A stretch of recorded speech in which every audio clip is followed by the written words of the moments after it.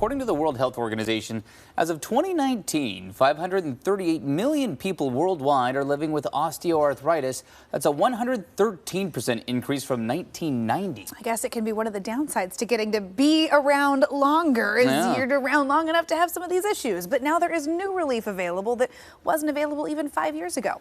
Emma Jerome joins us with the story of one trailblazing Oregonian who took her health into her own hands and took a risk so that many others could hopefully find relief. Emma? Yeah, Carla Hunt wasn't going to stop living the life she enjoyed, an avid hiker, traveler, mother, and grandmother. When she found herself experiencing sudden knee pain more than 7 years ago, she went to the doctor, who told her that in her 50s, it's probably time she slowed down. That doctor didn't know who he was dealing with.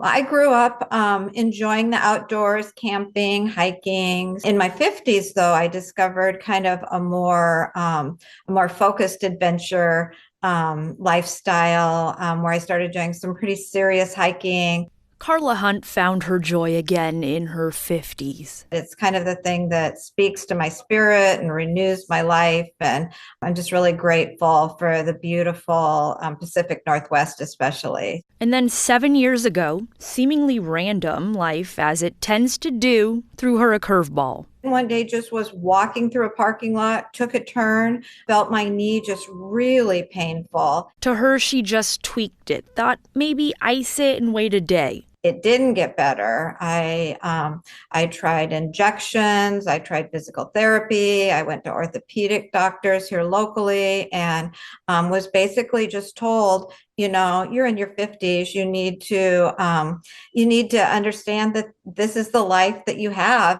She tells me she got sad. I remember walking out to my car and sitting in my car, and I cried. And then she got mad, so she took her life into her own hands, found a clinical study at OHSU, and booked an appointment. She was frustrated. Treatments for osteoarthritis are quite limited. This disease is a little mysterious to people. Dr. Dennis Crawford is an orthopedic surgeon and professor at OHSU. He says Carla, unfortunately, is not unique in her experience. I took a photo in that showed him pictures of me on the tops of several mountains, and I said, I don't want to lose this part of my life. The trial was for a new treatment aimed at tackling the root of arthritis, less invasive than a knee replacement and still being tested at the time. Called the Misha Knee System, it's the world's first implantable shock absorber for the treatment of arthritis in the knee. It addresses the need for treatment while preserving the knee joint and may delay the need for a total knee replacement. Just last year, the device was approved by the FDA, and Dr. Crawford says this first-of-its-kind option is revolutionizing tools he has available to offer patients. Patients who are too young for joint replacement and yet not satisfied with the answer of,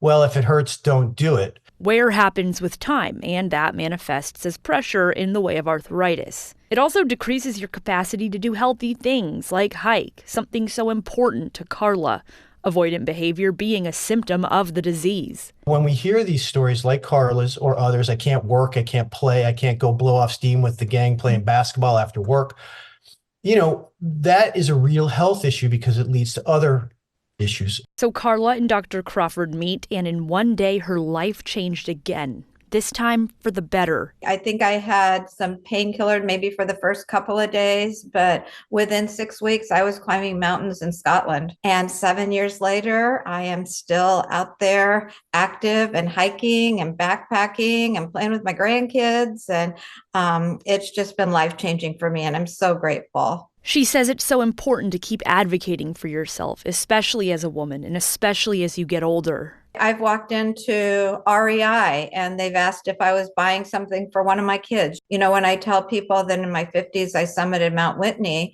they just don't believe it. There's nothing to say that we can't do what we hope to do if we take care of our bodies. Dr. Crawford says it's never too early to start asking questions if you are in pain. If you start, not doing the things that you love to do or you have to do for work because your knee aches, that's the time when you should have a look. Carla's one piece of advice: be brave. My daughter got me a little necklace that said, be brave. And to have someone of the caliber of Dr. Crawford and his reputation, I wasn't afraid at all. Nothing can stop her now. I've been to Colombia, I've been to Ireland and Scotland and hiked the volcanoes of Kona.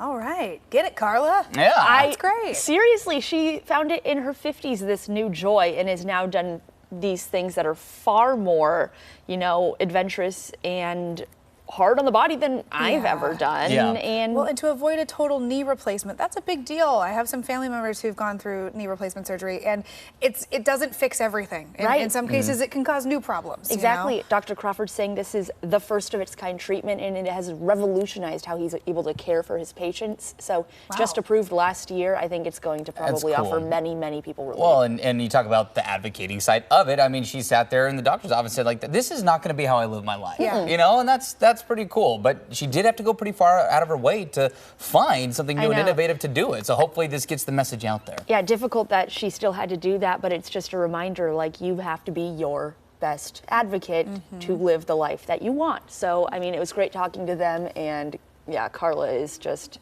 amazing. Well, if you know somebody dealing with knee pain, share this story with a friend. You could really help them out. Good call. Emma, great stuff. All right, it's 7:40 right now.